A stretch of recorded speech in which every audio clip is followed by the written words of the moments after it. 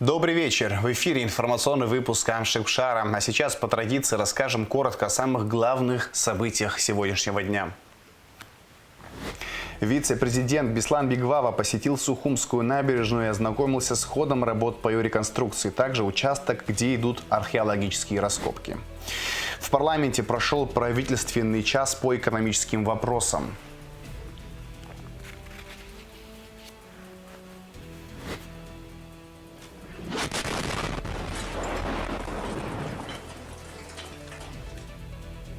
Съемочная группа «Арти» в Ливане получила осколочные ранения в результате прицельного израильского удара. Комментарий главы бюро «Арти» сразу после атаки.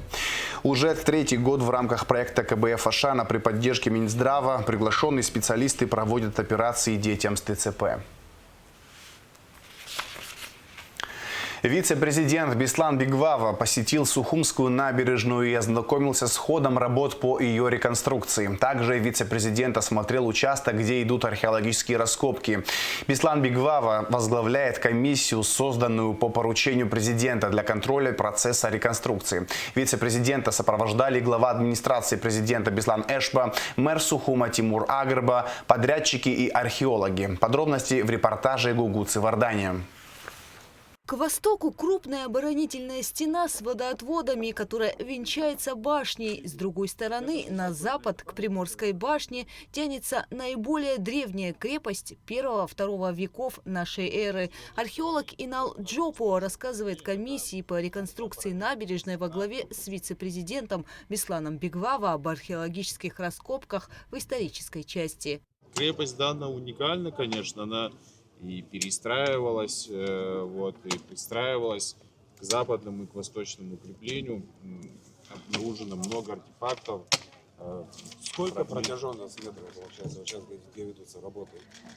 Здесь сейчас крепость 3, 70 метров. С учетом двух других крепостных сооружений порядка 200 метров. С учетом погодных условий в феврале за месяц, по словам археологов, они раскопали достаточно крупный оборонительный узел, поэтому сроки работы сдвинулись. Эта часть набережной реставрируется за счет средств местных предпринимателей. В данный момент принимается решение по реконструкции парапета. Хотя бы нам надо демонтировать камень-донор, потому что такого камня в Абхазии нет. Донор это вот это? Да, донор вот такой он был, в принципе, весь. Да, вот гладкий, не пористый получился. Можем, то есть мы максимально пытались шлифануть под тот образец. Можем его, вообще все рекомендуют лучше делать. так, потому что когда пористый, влага собирается и потом рвет его. Есть еще преимущество, мне кажется, этого образца, потому что здесь разный колорит, он тоже. Все-таки здесь речь идет о реставрации. Мы хотим сохранить эту историчность. Чтобы не совсем лакировано было, иначе это не будет история. Природную, цвет природный, совсем доводить до прямо такого образца нового материала, мне кажется, даже не надо. На следующей неделе специалисты уже должны представить свои идеи. И главное в этом – максимально сохранить историю города. Вопрос только стоит, как определить в дальнейшем, что у нас будет на месте раскопок. То ли это будет под стеклом, то ли это будет какой-то обходной вариант, то ли мостик. Я думаю, наверное, на следующей неделе уже будут конкретные предложения. Мы это все озвучим, доложим президенту. Соответственно, президент проведет тоже комиссию эту рабочую. Она будет здесь ли, выездная, скорее всего, выездная. И уже можем озвучить те предложения, которые нам дадут наши подрядчики. И далее участок аэропорта, это участок, прилегающий к памятнику неизвестному солдату. Там активно ведутся работы строительные, поставки гранита, изделий из гранита продолжаются ежедневно. Везут тумбы, опоры освещения, балюстрады, перила и так далее. Подрядчики из Татарстана уже прибыли. Завтра приступают к работам. У нас сейчас предстоит демонтировать известняк на участке Татарстана и Башкортостана для того, чтобы использовать этот камень донорами на исторической части. В принципе, все вопросы по проектированию, по передаче проектной документации регионам, которые нам помогают восстановить набережную, сняты. внесены все необходимые корректировки, поэтому сейчас нет никаких уже задержек и начинается полномасштабная реконструкция. Археологи просят еще месяц для проведения работ. Этот отрезок набережной относится к объекту истории Сухумской крепости протяженностью более 200 метров. Специалистами исследована лишь небольшая часть. Применительно к этому объекту, для того, чтобы говорить о концепции, конечно, нужно еще какое-то количество работ провести здесь. Значит, раскопать основные археологические объекты для того, чтобы разработать некий проект. Мы уже работаем над обмерами, мы уже проводим в этом направлении работы. Конечно, важно для города, понятно, что сохранить пропускную способность в данной части набережной. Тем не менее, важно открыть для показа, сохранить данный объект. Такую идею разработаем с администрацией города и, в частности, в Народном собрании, в парламенте Республики Абхазия. Это обсуждалось, последующая работа, и есть большая поддержка со стороны Народного собрания, парламента. И вот как сегодня здесь мы слышали, да, это администрация, представители администрации окажут и содействие, и в обеспечении разработки, совместной разработки концепции, значит, сохранения и устройства здесь, на этом месте городской набережной. Ровно через неделю специалисты должны разработать концепцию и представить ее президенту, вынести на градостроительный совет. Гугуца Вардания, Лилиан Маршан, Рада Гвинджия, Абхазское телевидение. Правительственный час по экономическим вопросам прошел в парламенте. Во встрече участвовали спикер парламента Лаша Ашуба, председатель комитета по экономической политике, реформам и информационным технологиям Резу Зантария, депутаты парламента, министр экономики Теймураз Микваби, а также директор Института экономики и права Академии наук Абхазии Фатима Канкия и президент торгово-промышленной палаты Инар Ладария. Подробности в материале Ирины Аршба. Экономика любой страны носит достаточно сложный индивидуальный характер, и нет общего инструмента, чтобы решать сложные экономические задачи, отметил, открывая встречу, председатель профильного комитета Резу Зантария. Депутат обозначил главную цель встречи – диалог с исполнительной властью с тем, чтобы совместно искать пути решения существующих проблем. И мы накопили достаточно много вопросов, которые нас интересуют. Интересуют сегодня, как это исправить, как это улучшить. Ну и есть вопросы, которые, наверное, тяжелые, кляузные, да, я так назвал бы, почему это не делаем. Зачастую не все методы являются популярными, да, или популистичными, да, для того, чтобы добиться экономических результатов. Зачастую они бывают и непопулярные. Но этого нельзя бояться. Министр экономики Теймураз Микваби рассказал об итогах деятельности возглавляемого им ведомства и поделился своим мнением, в каком направлении необходимо выстраивать экономическую модель государства. Безусловно, в последние годы, и на это направлено все законодательство Республики Абхазия, наша страна движется в сторону рыночной экономики, но не в чистом виде. У нас есть отдельные законы, как закон о государственном регулировании цен, законы, связанные с ограничением обращения государственного имущества, вопросы лицензирования отдельных видов деятельности, это касается и недропользования, и импорта, и экспорта отдельных видов товаров. Это говорит о том, что на текущий момент государство, и в том числе Народное собрание, наверное, даже в первую очередь Народное собрание Республики Абхазия считает необходимым отдельные виды деятельности постоянно контролировать, держать руку на пульсе. В том смысле, чтобы отслеживать текущее состояние в тех или иных отраслях, понимать, к каким результатам ведет проводимая политика. Депутатов интересовали проекты, реализованные в рамках программы льготного кредитования с 2015 года. Как сообщил Микваби, программа реализуется уже в 2 этапа. Первый начался в 2015 году, второй – с 2022 года. Оба этапа подразумевают предоставление российскими финансовыми институтами кредитов для осуществления инвестпроектов. Микваби отметил, что не все проекты, которые реализовываются с 2015 года, осуществляют обслуживание договорных заемов. Поэтому с 2022 года в программу были внесены соответствующие изменения. Постоянная налаженная связь между двумя участниками этой программы и органом, задачу которого входит обеспечить в рамках его компетенции реализацию этих проектов, то есть создание рабочих мест, увеличение объема вклада в ВВП и, безусловно, оплата налоговых платежей в соответствии с законодательством Республики Абхазия.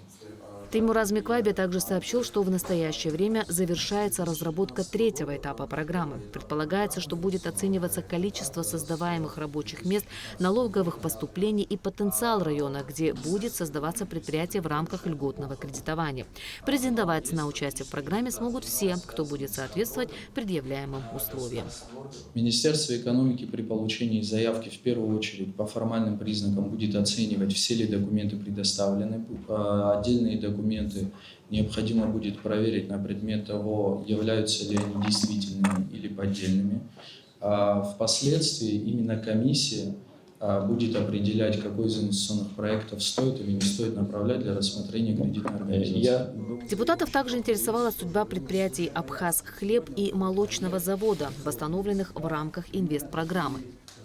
Заводы по производству хлебобулочных изделий, особенно в тот период времени, когда не было такой конкуренции, не было такого числа производителей, это ведь относится к стратегическому объекту. Можно же отнести. Это часть продуктовой безопасности Республики Абхазия. В итоге, мне кажется, что в тот период времени тратить государственные средства на восстановление хлебзаводов было абсолютно обосновано.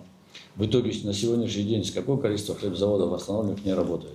Частично приостановлено действие одного хлебзавода в городе Сухум, в районе рынка.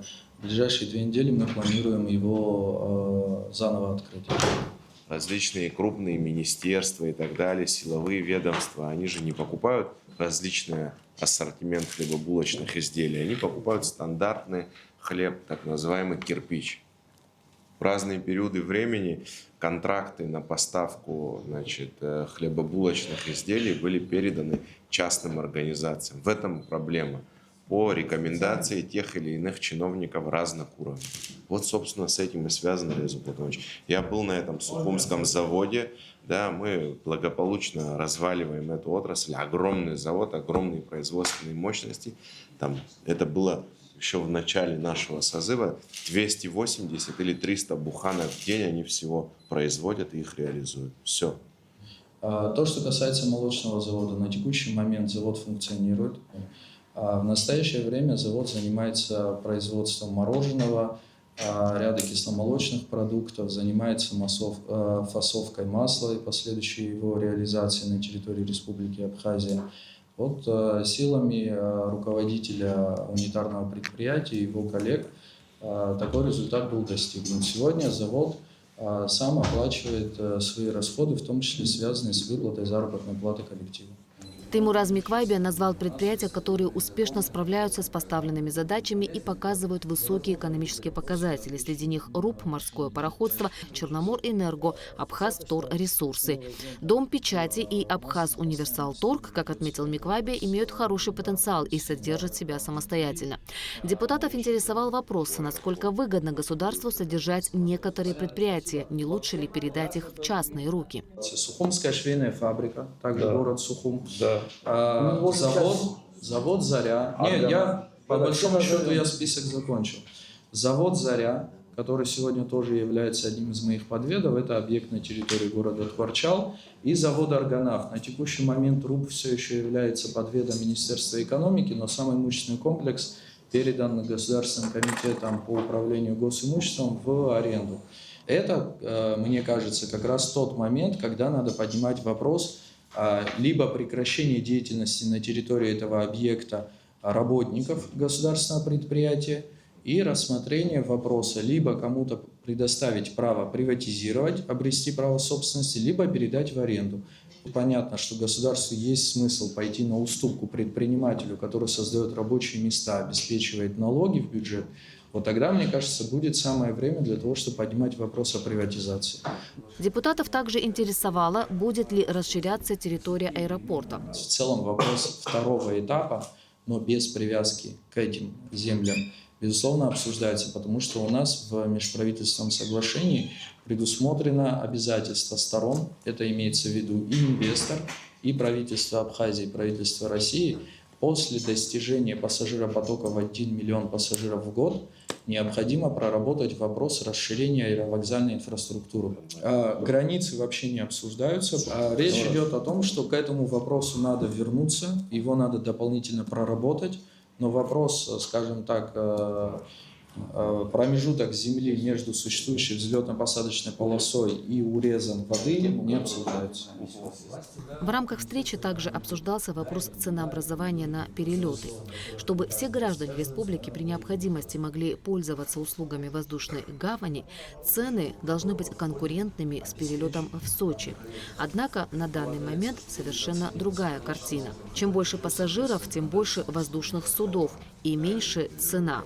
Снижение цен – вопрос времени, констатировали на встрече. Ирина Аршба, Алхаз Псардия, Алексей Агухава, Заур Лиев, Абхазское телевидение. В Женеве завершился очередной 66-й раунд дискуссии по безопасности в Закавказье. В переговорах участвовали представители Абхазии, Южной Осетии, Грузии, а также Российской Федерации и США при сопредседательстве ООН, ЕС и ОБСЕ.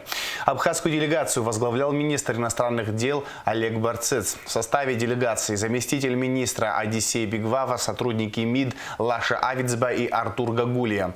Мы связались с Олегом Барцец, который рассказал, как прошли переговоры и есть ли прогресс в вопросе подписания документа о неприменении силы. 17 лет назад сформировалась объективная реальность в регионе Южного Кавказа. Появились два признанных суверенных государства, которые географически соседствуют с Республикой Грузия. Это Республика Абхазия и Республика Южная Осетия. С этими реалиями, нравится это кому-то или нет, необходимо считаться. Сегодня на очередном раунде международных дискуссий мы заявили о том, что игнорирование этих реалий, этого сложившегося статуса кво в регионе Южного Кавказа абсолютно контрпродуктивно. Нашим соседям в Республике Грузия придется учитывать существующие реалии, и нам с высокой степенью вероятности представляется, что они вынуждены уже с этим считаться. Для остальных участников этих дискуссий этот факт, насколько я понимаю, не вызывает сомнений. Два независимых суверенных государства последовательно и твердо проводят свою суверенную политику развития, развивают политические институты, сложилось гражданское общество и идет поступательно череда признаний этих стран. Как известно, уже несколько стран признали государственный суверенитет Республики Абхазия. Ширится ареал наших внешнеполитических контактов. И мы считаем, что непризнание этих фактов контрпродуктивно.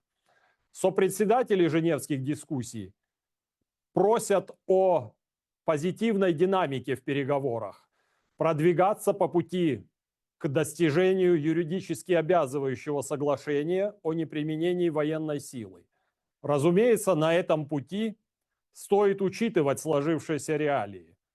Суверенное, независимое государство Республика Абхазия существует и будет продолжать свое развитие. Разумеется, это развитие происходит при очень активном участии нашего стратегического союзника и партнера, страны-друга Российской Федерации, которая последовательно и поступательно продолжает сотрудничество с нами, создает устойчивые условия для экономического развития нашей страны, а также сотрудничество в военной сфере снимает военно-политические риски для нашей страны.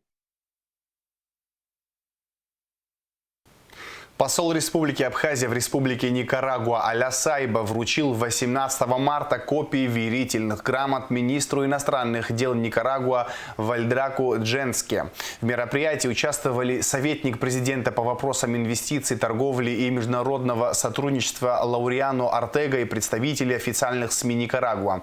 После вручения копий верительных грамот стороны выразили намерение продолжать укрепление и расширение связей между Абхазией и Никарагуа в духе братства, сотрудничества и взаимоуважения.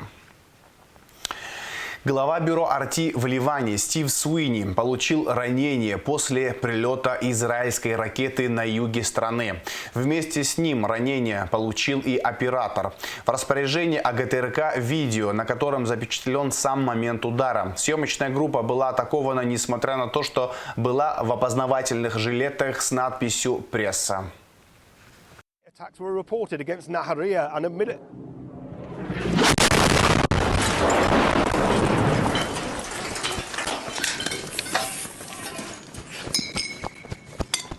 Наверняка вы все уже видели кадры авиаудара, который произошел в районе Су, когда мы записывали репортаж о разрушении моста. Мы были госпитализированы после того, как получили ранение. У меня было осколочное ранение в руке. Шрапнель глубоко застряла в мышце вот здесь. Ее извлекли, она находится вот тут, в этом контейнере. Это была целенаправленная атака на журналистов.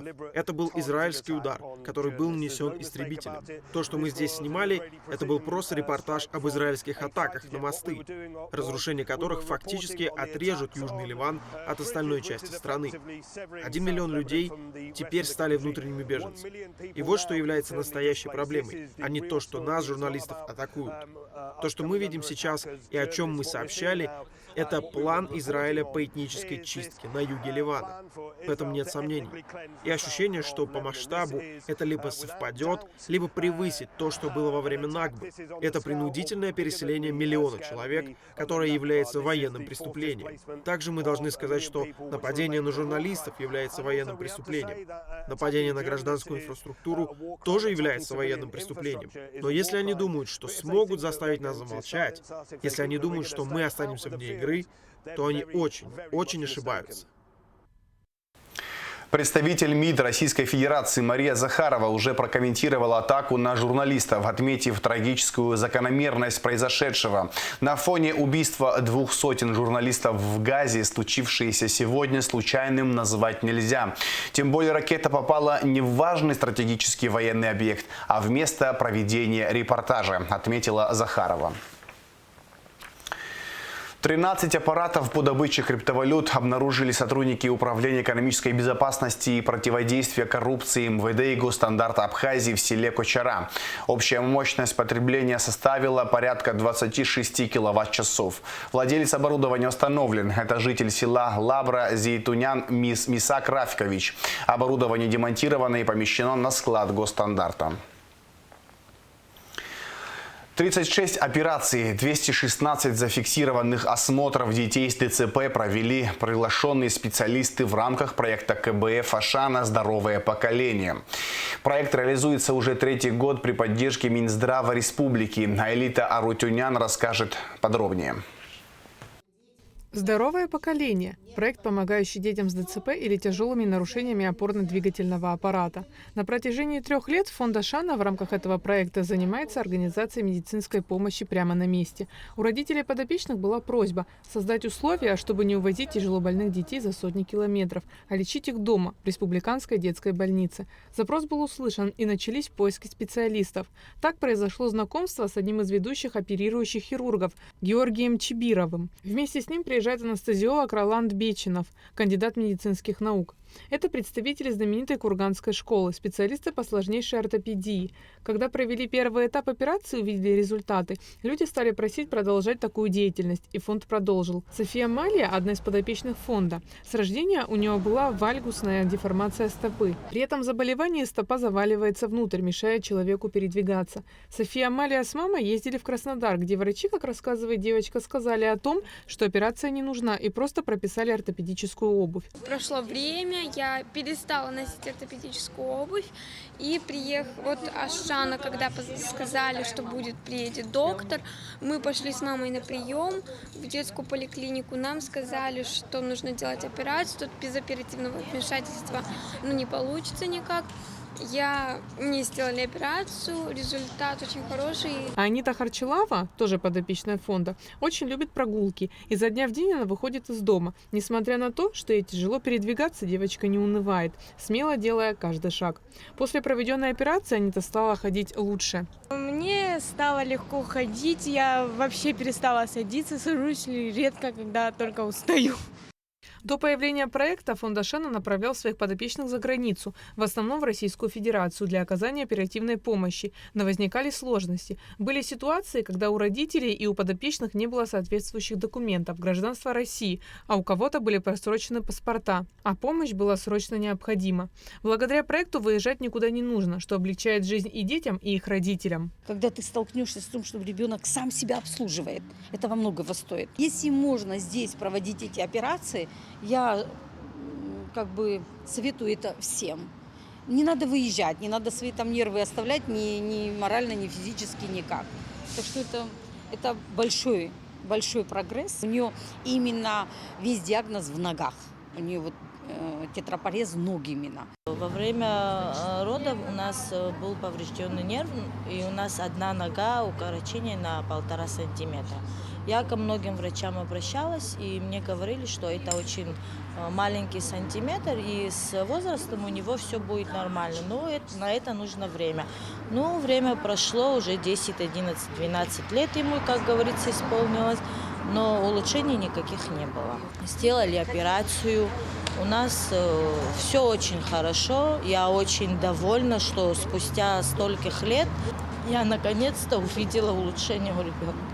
Все медицинские проекты фонда согласовываются с Министерством здравоохранения Абхазии. Процедура такая. Сначала идет знакомство врачей с министром. Они подтверждают свою квалификацию, проходят проверку. А перед каждой акцией пишется официальное информационное письмо, чтобы получить поддержку и содействие. И только после этого работа начинается, говорит директор фонда Мактина Джинджолия. Более 6 лет назад министерство нас поддержало, и с тех пор мы приглашаем специалистов, в основном из Российской Федерации, из Республики Армения, в Абхазию. Все организационные вопросы фонда Ашана берет на себя, а для подопечных фонда, для населения услуга бесплатная. Что касается ортопедических операций, которые проводятся на базе Республиканской детской больницы, 3 года назад мы стали приглашать специалистов. За время работы проекта «Здоровое поколение» было проведено 36 операций, 216 зафиксированных осмотров, а по факту еще больше. После проведенной операции очень важно получить правильную реабилитацию. Такую инструкцию дает и сам врач, и некоторые реабилитологи, которые уже вели ранее пациентов, они приходили до операции и после к врачу, консультировались с ними, и он давал более подробную инструкцию о том, как правильно именно данного пациента после операции реабилитировать, чтобы результат был наилучшим. Врачи проводят операции, консультации детей, общаются с местными специалистами и делают все необходимое, вплоть до снятия слепков. Организуем, предоставляем лечебное учреждение, стационар, потому что это все должно проходить в условиях стационара, и операционную. Часть каких-то материалов они привозят с собой, как там тутора они сами изготавливают, да, весь остальной операционный материал медикаментозный мы предоставляем в стационаре нашим гражданам. Проводится все необходимое, чтобы дети, родившиеся с такой непростой судьбой, получили шанс встать на ноги. Главная цель, функция какая этих детей, чтобы они могли себя обслужить и они могли передвигаться без скованности, дискомфорта, и для родителей это огромный плюс. Проект культурно-благотворительного фонда Ашана «Здоровое поколение» будет продолжен. А Элита Арутюнян, Давид Хашик, Абхазское телевидение. 14 проектов программы «Новые медиа Абхазии» получили сертификаты победителей 1, 2, 3 степеней. В мастерской управления «Синеж» прошла защита проектов в рамках программы «Новые медиа Абхазии». Председателем экспертной комиссии был пресс-секретарь президента Абхазии Алхас Чулоква. В состав жюри входили также гендиректор Апснемедиа Роберт Джопуа и гендиректор «Спутник Абхазия» Руслан Бганба. Проекты победителей первой степени получат финансовую поддержку в размере 2,5 миллионов рублей. Это проекты про людей Абхазии, Дом.А, Научпоп-шоу «А наука». Обладатели сертификатов второй степени получат по 1 миллиону рублей. Это проекты Абхазия, живые истории, тревел-шоу «Территория экстрима», Горянка, инфоресурс «Мир», проект «Сила рода». Проектам победителей третьей степени окажут поддержку при подаче документов в грантовые институты. Президент Бадыр Агунба подписал благодарственные письма организаторам и мастерам программы «Новые медиа Абхазии» Эрнесту Мацкевичусу, Александру Куприянову, Андрею Писареву, Владимиру Табаку, Светлане Королевой, Юлии Облец, Михаилу Канавцеву и Сергею Ливаненкову. Письма вручил пресс-секретарь главы государства Алхаз Чулокуа. Президент также направил видеообращение участникам проекта «Новые медиа Абхазии».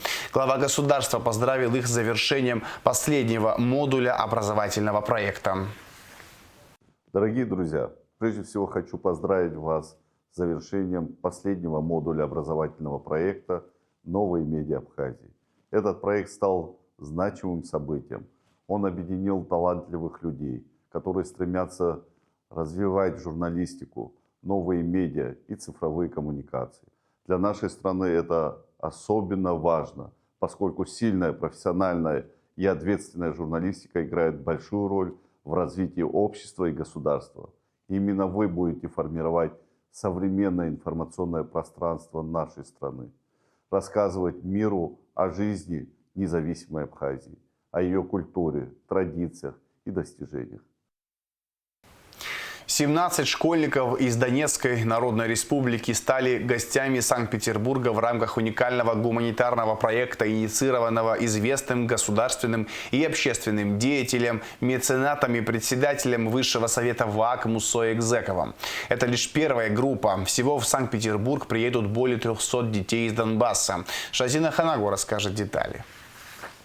Эту поездку дети из Донбасса, несомненно, запомнят на всю жизнь. В начале марта Санкт-Петербург распахнул для них свои объятия, словно давний друг, пригласив в волшебное путешествие. Неделя в городе, где оживают легенды, а дворцы сверкают в лучах северного солнца, пролетела как одно яркое и незабываемое мгновение. Каждое открытие подарило ребятам тепло и море положительных эмоций.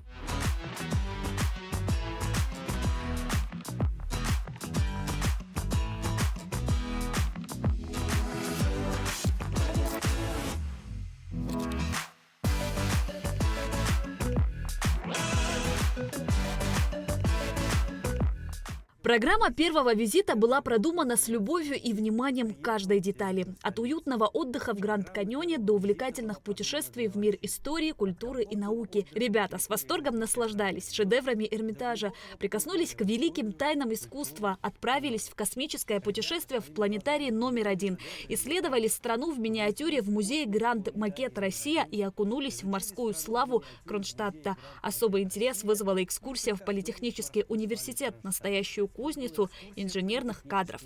Питер – это по-настоящему замечательный город, который запомнится надолго. Это город возможностей, где каждый может найти что-нибудь свое, что будет каждому по душе. Началась эта история в декабре прошлого года, когда Мусай Экзеков и герой ДНР, командир легендарной дикой дивизии Ахра Авицба, договорились усилить работу по поддержке Донбасса. Вот наш брат Ахра Авицба является героем Донбасса, освободителем. И мы подумали, что надо сделать. Надо заниматься будущим Донбасса. Уже в декабре в Донецке было подписано трехстороннее соглашение между фондом Экзекова, движением первых ДНР и региональным советом сторонников партии «Единая Россия». Цель этого соглашения – развивать совместные программы, направленные на образование, культурное взаимодействие, укрепление связей между молодыми людьми разных регионов и, прежде всего, поддержку детей-подростков и молодежи Донецкой Народной Республики.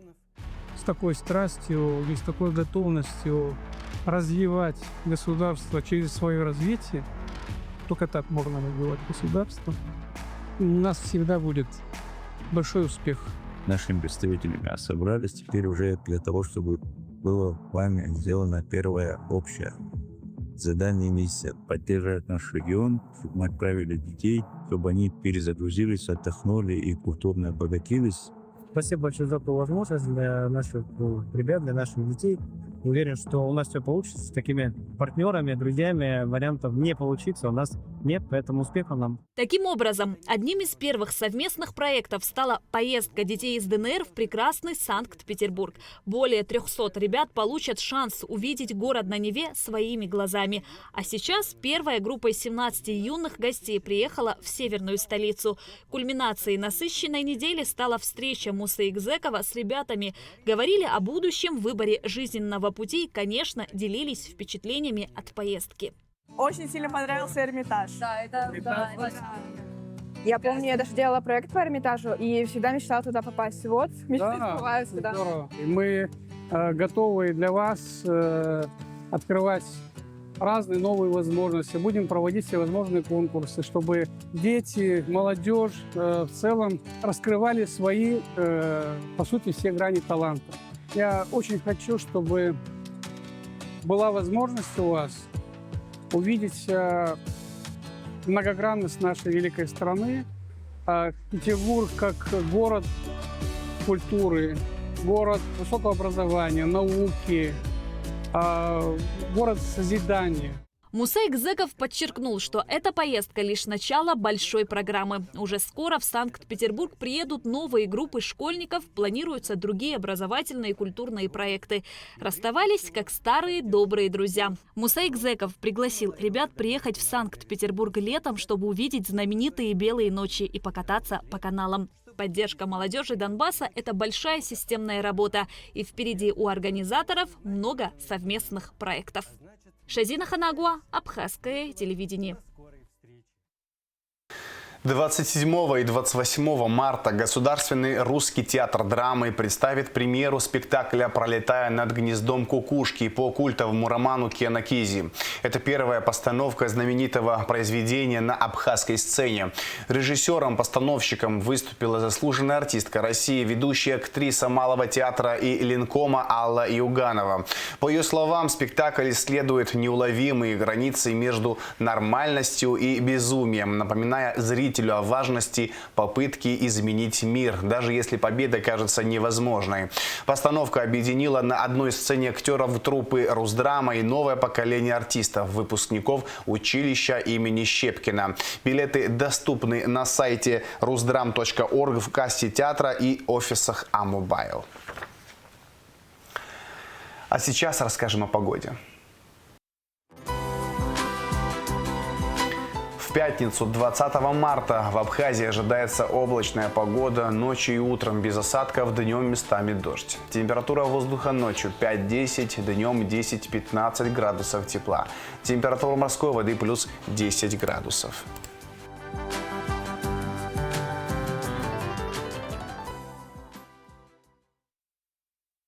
На этом информационный выпуск Амшикшара подошел к концу. Всего хорошего, до новых встреч!